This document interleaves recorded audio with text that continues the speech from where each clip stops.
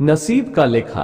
दोस्तों, आपने कई बार लोगों को कहते सुना होगा कि ये मेरे नसीब में ही नहीं है, यह नसीब में होता तो जरूर मिल जाता, या फिर यह कहावत कि नसीब से ज्यादा किसी को नहीं मिलता जरूर सुनी होगी। आज मैं नसीब की बात इसलिए कर रहा हूं क्योंकि आज की कहानी नसीब का लिखा एक रोचक कहानी इसी विषय पर आधारित है। इस स्टोरी को पूरा जरूर पढ़िए। 15वीं सदी की यह कहानी है। किसी एक गांव में बहुत ज्ञानी पंडित रहा करता था। पंडित आजू बाजू के सारे ही गांव में बहुत प्रख्यात था और इसी वजह से धनवान भी। पंडित का परिवार ज्यादा बड़ा नहीं था। पंडित अपनी पत्नी के साथ अपने बहुत बड़े घर में अकेला रहता था क्योंकि पंडित को कोई बेटा नहीं था, सिर्फ एक बेटी थी जिसका विवाह पास के गांव वाले एक श्रीमंत लड़के से हो चुका था। पंडित ने शादी से पहले अपने होने वाले दामाद की अच्छे से जांच पड़ताल की थी और अपनी बेटी का भविष्य भी ठीक से पढ़ा था। तब जाकर उसने बेटी की शादी की थी। लेकिन चंद सालों में ही पंडित का दामाद बुरी आदतों के चंगुल में फंस गया। जुआ और शराब की बुरी लत ने उन्हें सड़क पर लाकर रख दिया था। अपने बेटी की ऐसी दुर्दशा देखकर पंडित की पत्नी काफी दुखी होती थी और अक्सर पंडित को कहा करती थी, तुम जाकर उनकी मदद कराओ।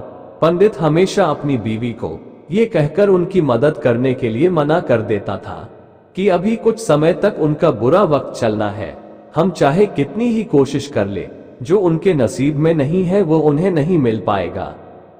पंडित की ऐसी बातों से उसकी पत्नी काफी दुखी हो जाया करती थी और मन ही मन सोचती थी कि कैसा स्वार्थी पिता है, अपनी बेटी को इतने कष्टों में देखकर भी उसकी मदद करने के लिए मना करता है। आखिर भगवान ने जो इतना सारा धन धान्य दिया है उसका क्या करेंगे? हमें कोई और औलाद भी तो है नहीं, ले देकर एक यही बेटी है और उसके लिए भी कुछ नहीं करेंगे तो किसके लिए करेंगे? पंडित ऐसा नहीं सोचता था। ऐसा नहीं है कि पंडित अपनी पुत्री से प्रेम नहीं करता था, लेकिन उसने अपनी पुत्री की कुंडली इतने अच्छे से पढ़ी थी और वह ये पहले से ही जानता था कि वह चाहे किसी भी लड़के से शादी करती, लेकिन उसके जीवन में ये समय आने वाला ही था और बिना इसे भुगते उसको छुटकारा नहीं मिलने वाला था। एक दिन खाने पीने के लिए भी मोहताज हो चुके पंडित के बेटी और दामाद उसके घर पर आए। पंडित ने और उसकी बीवी ने दोनों का खूब आदर सत्कार किया और खूब अच्छा खाना खिलाया। बेटी और दामाद की पंडित से सहायता मांगने की हिम्मत ना हुई, इसलिए वो बिना बोले ही वापस अपने घर को लौटने लगे। लेकिन माँ तो माँ होती है, पंडिताइन से रहा नहीं गया और बिना पंडित की इजाजत के उसने चोरी छुपे बूंदी के लड्डू बनाकर उसमें सोने के सिक्के रख दिए। फिर उसने बेटी और दामाद को दे दिए ताकि बेटी और दामाद की कुछ आर्थिक सहायता हो सके। पंडिताइन ये भी जान गई थी कि बेटी और दामाद शर्म के मारे उनसे मदद नहीं मांग रहे थे, इसलिए उसने बेटी और दामाद को भी लड्डुओं में छिपे सिक्कों के बारे में कुछ नहीं बताया। जाहिर सी बात है कि जब वो लोग घर पर जाकर लड्डू खाएंगे तो उन्हें उसमें सोने के सिक्के मिल जाएंगे। इस तरह बिना उनके मांगे ही उन तक मदद पहुंच जाएगी। सोचकर पंडिताइन मन ही मन अपने बेटी की मदद करने के लिए खुश होने लगी। पंडित के दामाद और बेटी उन दोनों का आशीर्वाद लेकर अपने घर के तरफ रवाना हो गए। उन दिनों गाड़ियां तो होती नहीं थी, घोड़ा गाड़ी या बैलगाड़ियां चलती थी। पैसे ना होते तो और चीजों की लेन देन से भी व्यवहार होता था। बेटी और दामाद का गांव पंडित के घर से कोसों दूर था।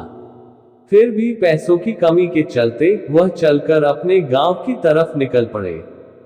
थोड़े दूर ही चले थे कि पंडित की बेटी के पैर में मोच आ गई और अब उसको चलना भी मुश्किल हो गया।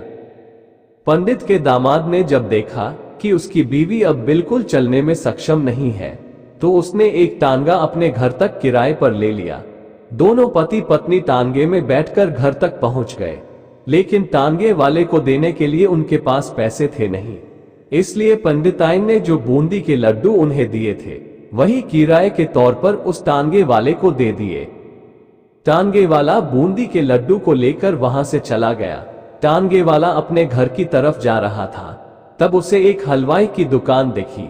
उसने सोचा कि थोड़े से बूंदी के लड्डुओं से मेरे घर के लोगों का पेट थोड़ी भरने वाला है। इससे अच्छा मैं इन बूंदी के लड्डुओं को बेचकर उनसे कुछ चावल खरीद लेता हूँ। टांगे वाले ने बूंदी के लड्डू हलवाई को बेच दिए। जिस गांव में वो हलवाई रहता था, उसी गांव में एक आदमी ने अपने घर पर पूजा रखी थी और उसी पंडित को उस पूजा के लिए बुलवाया था। पूजा में लगने वाले प्रसाद के लिए उस आदमी ने उसी हलवाई से बूंदी के लड्डू लिए जहां पर उस टांगे वाले ने बेचे थे। हलवाई ने भी उस आदमी को टांगे वाले से खरीदे हुए लड्डू ही पहले दिए ताकि वो खराब ना हो जाए, क्योंकि वह नहीं जानता था ये लड्डू कब बने हैं।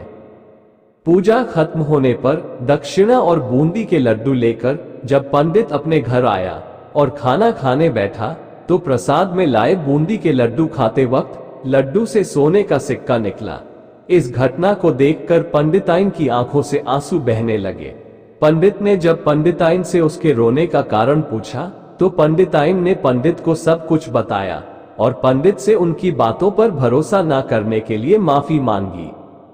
पंडित ने पंडिताइन के आंसू पोंछे और कहा कि तुम्हारी तरह मैं भी हमारी बेटी को बहुत प्रेम करता हूँ, लेकिन अगर हम उसकी अब मदद करते हैं तो दामाद हमसे हमेशा ऐसे ही मदद की अपेक्षा रखेगा और अपनी बुरी आदतों को कभी नहीं छोड़ेगा। पंडिताइन भी अब पंडित की बातों से सहमत हो गई। 2-3 महीने बीत गए। पंडित के दामाद और बेटी फिर से एक बार उसके घर आए और इस बार उनकी परिस्थिति पहले से बेहतर थी, क्योंकि पिछली बार खाली हाथ जाने के बाद दामाद ने नया काम शुरू किया था और अपनी सारी बुरी आदतें भी छोड़ दी थी। दोस्तों, नसीब का लिखा नहीं बदलता। ये कहानी आपको कैसी लगी? क्या आप भी नसीब पर भरोसा रखते हैं या फिर आप उन लोगों में से हैं जो अपना नसीब खुद अपने हाथों से लिखना चाहते हैं?